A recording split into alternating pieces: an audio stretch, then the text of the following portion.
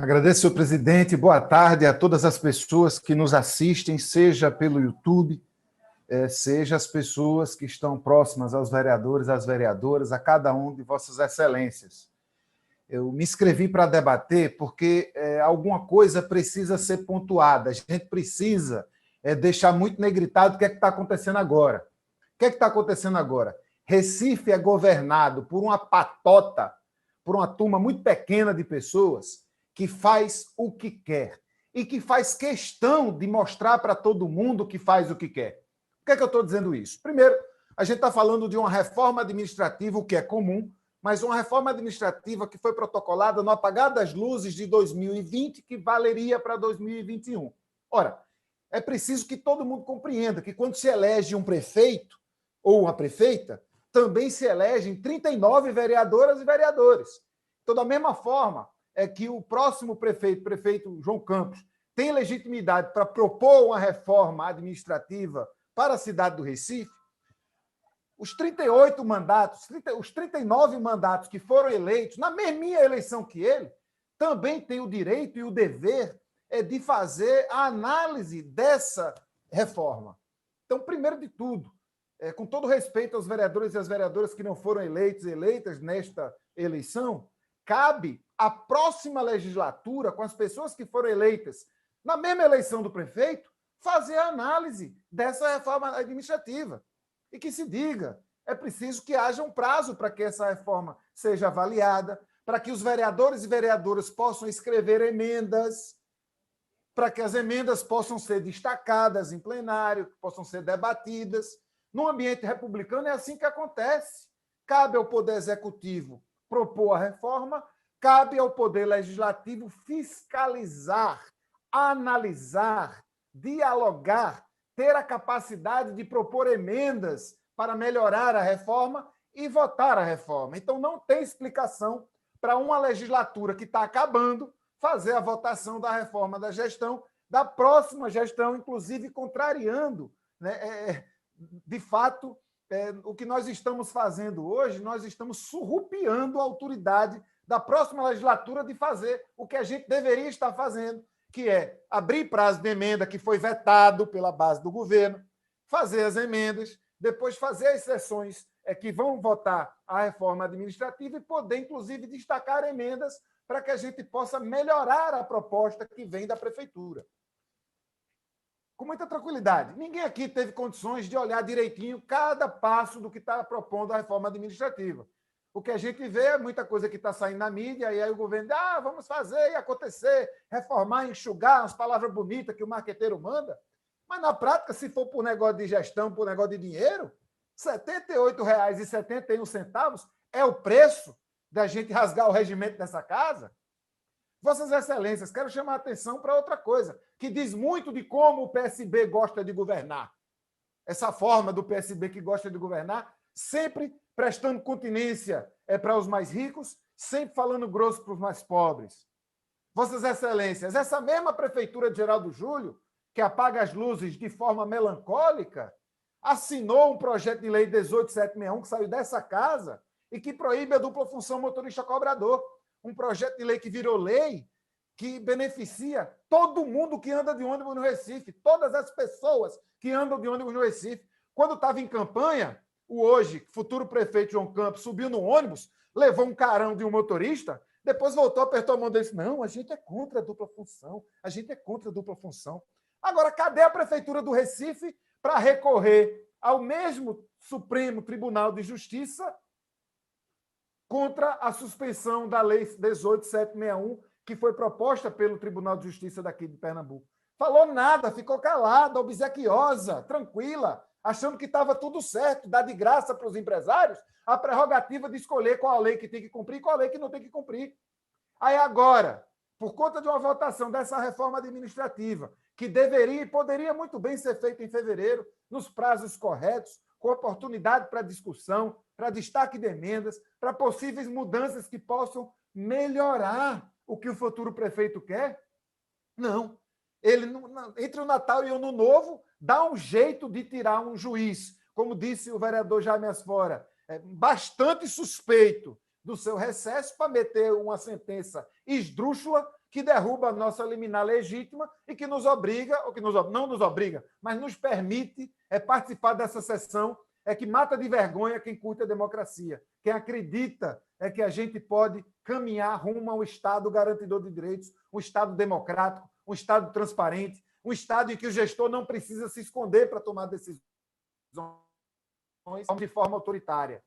O que a gente está fazendo aqui hoje é simplesmente carimbar uma reforma que vem do Executivo pronta para ser aprovada como ela está, sem levar em conta que, além do prefeito que foi eleito, 39 mandatos legislativos também foram eleitos e estão tendo seu direito e seu dever de avaliar e emendar essa reforma administrativa usurpada de forma covarde.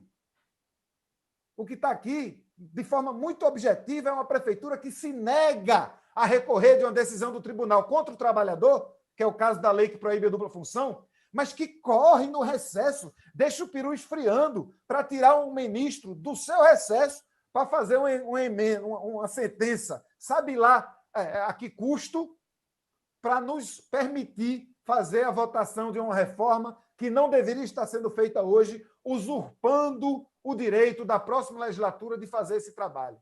É lamentável, é muito triste a velocidade com que a máquina pública, com que a máquina do PSB se esforça para garantir que esse grupelho que hoje comanda a nossa cidade continue fazendo o que quer. E mais do que isso, continua demonstrando que pode fazer o que quer. Vossas Excelências, aqui não tem nenhum ingênuo, aqui não tem nenhum bebê. Aqui todo mundo sabe que se essa reforma fosse votada em fevereiro do ano que vem, se fosse vontade do Poder Executivo, ela seria aprovada do mesmo jeito. Mas não basta para esse pessoal simplesmente aprovar tudo que quer. Eles precisam mostrar para a oposição, precisam mostrar para a cidade, precisam deixar bem negritado para todo mundo que aqui eles mandam de forma despótica. Se muitas vezes a família real, a família Campos, é comparada nos bastidores da política com uma monarquia, o que a gente está fazendo aqui contraria, inclusive, os preceitos de uma monarquia republicana. Porque mesmo numa monarquia constitucional, como é o caso, monarquia republicana não existe, mas contraria os preceitos do que seria uma monarquia constitucional. Porque numa monarquia constitucional, como é o caso, por exemplo, da Inglaterra, a monarquia, a família real, não faz nada que não seja autorizado pelos poderes vigentes, pelo poder executivo, pelo poder legislativo, pelo poder judiciário. E, no entanto, o que acontece no Recife é isso. É uma família, é uma patota, é um grupelho de pessoas que são primos, parentes, cunhados, que se elegem à custa da máquina pública e que dão demonstrações atrás de demonstrações que aqui fazem o que querem, que não precisam ouvir a Câmara, que não precisam ouvir nem a base. Avalie a oposição. O que eles fazem, Vossas Excelências, com a maioria dessa casa, que está na base do governo, é lamentável. É o que há de mais antigo, o que há de mais velhaco, o que há de mais antiquado, o que há de mais autoritário, o que há de mais coronelista da política, é o que se faz aqui em Recife. E agora, com a cara de um jovem de 27 anos, aparentemente cheio de ideias na cabeça, mas que já começa, antes mesmo de ser empossado, a jogar o jogo da velhíssima política, da política mofada, da política que já deveria ter sido enterrada, uma política que a gente já deveria ter superado. Vossas Excelências, aprendi muito, tenho aprendido muito com a convivência com Vossas Excelências. Mas, mais uma vez, lamento, e lamento com muita tranquilidade, com a tranquilidade de quem manteve a coerência desde que entrou nessa casa. Mas lamento a posição da maioria, da base do governo e da maioria dessa casa, em, mais uma vez, mostrar de forma muito escancarada a subserviência que o Poder Legislativo na cidade do Recife tem para com o Poder Executivo. É lamentável, é triste. Chamo a atenção de Vossas Excelências mais uma vez. A mesmíssima reforma que a gente está aprovando hoje poderia ser votada e aprovada no início da próxima legislatura. Seria digno, seria correto, seria democrático, seria o gesto de um novo prefeito que chega disposto a dialogar com as diferenças. Mas não é isso que está acontecendo. Parece que o novo prefeito é jovem somente na quantidade de anos. Ele somente é jovem na falta de experiência. Ele somente é jovem, talvez, na ingenuidade. Mas não é jovem quando aprende muito rapidinho a malandragem do partido em que ele participa, fazendo esse tipo de manobra esquecendo a prioridade que deveria ser salvaguardar o direito das pessoas que andam de ônibus, porque, repito, quando essa casa aprovou e o prefeito amigo dele assinou uma lei que proíbe o motorista de passar troco, e essa lei foi suspensa pelo Tribunal de Justiça, não houve nenhum movimento dessa gestão para trazer de volta o direito de todas as pessoas. Uma lei que é constitucional, uma lei que é legítima, uma lei que passou por todos os procedimentos aqui dentro dessa casa e que foi sancionada pelo prefeito. E agora a gente vê que foi sancionada de forma enganosa, foi sancionada de forma escamoteada, porque no primeiro momento que teve para defender a lei que ele mesmo assinou, Geraldo Júlio se escondeu, tal qual um avestruz, tal qual está fazendo agora, gastando uma fortuna com propaganda na televisão, dizendo que Recife mudou para melhor. Mas se a gente soubesse que mudou para melhor, não precisava desses milhões com propaganda. Bastava fazer direitinho, bastava fazer correto, bastava ter a altivez de defender o que fez. Eu estou falando do prefeito que saiu, que em nenhum momento vinha na Câmara dos Vereadores para debater com a gente.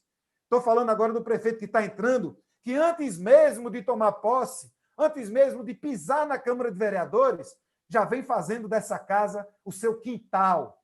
Não é nem uma secretaria, Vossas Excelências, porque um secretário, pelo menos, participa das reuniões de secretário. Essa casa é menos do que uma secretaria, é para quem pensa a Prefeitura do Recife. É tratada de forma inferior a uma diretoria. Ela somente recebe os pareceres, ela somente recebe os projetos e tem, aparentemente, a obrigação de aprovar tudo, tal e qual o Poder Executivo da cidade do Recife, que não tem nenhuma credibilidade diante dessa casa, deseja.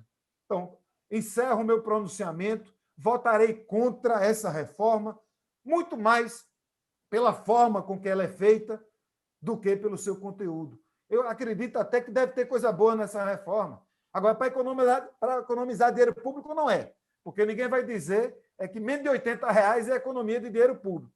Para alguma coisa, pode ser que ela esteja servindo. Não vai ter meu voto, porque meu voto estaria consignado, pelo menos, a um processo republicano democrático de debate. O que não houve, o que houve aqui na cidade do Recife, foi um poder executivo autoritário, utilizando-se de um poder judiciário suspeito para nos impor uma votação no apagar das luzes de 2020, dando carta branca ao próximo prefeito para fazer a reforma do jeito que ele quer, sem a gente ter nem a oportunidade de propor uma emenda, que dirá propor o seu destaque para votação em separado. Encerro minha fala, senhor presidente, renovando o respeito que tenho por Vossa Excelência e por essa casa. Mas é um respeito que, infelizmente, ultimamente, essa casa não tem se dado. Obrigado.